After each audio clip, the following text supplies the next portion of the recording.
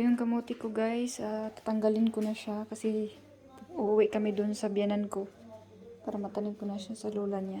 Ayan, dami nito.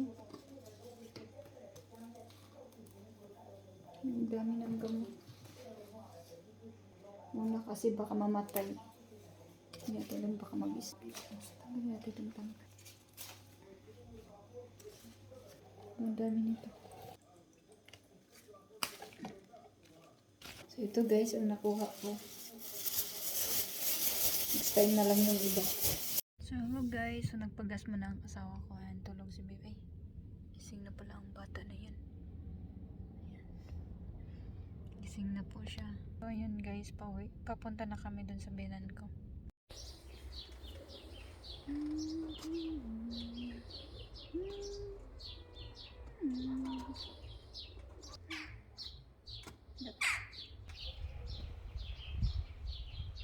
Hi guys, nandito po kami sa labas. Nandito na kami sa biyanan ko. Dito kami sa kanilang likod. Yan.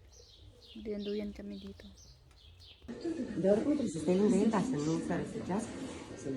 Guys, punta lang kami ng church. Ganda ng panahon sa labas.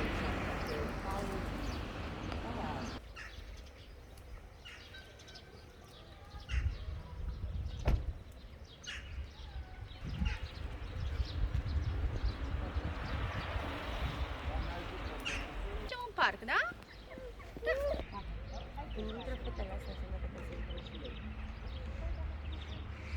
So ayun guys, naglakad-lakad muna kami dito sa likod ng simbahan.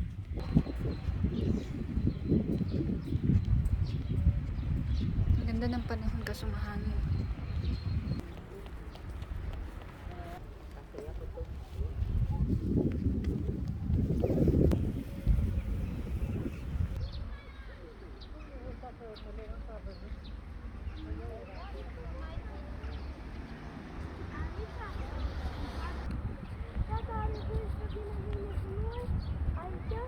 So yan po yung church guys.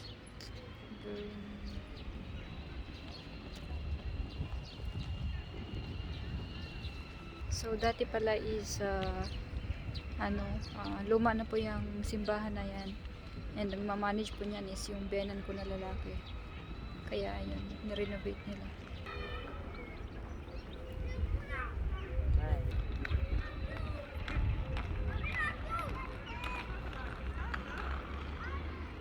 So yun guys, pauwi na kami. Maglalakad lang kami, yung biyanan ko papunta sila ng cemetery. Andun yung sa kanila, yung sa pinakadulo. Diretsuin lang namin to at ayun na yung bahay nila sa pinakadulo. Ikot lang ng konti. So yun guys, kakarating lang namin sa bahay. Yung aso nila. Tiara! Hi! Hi! Hi! Tiara!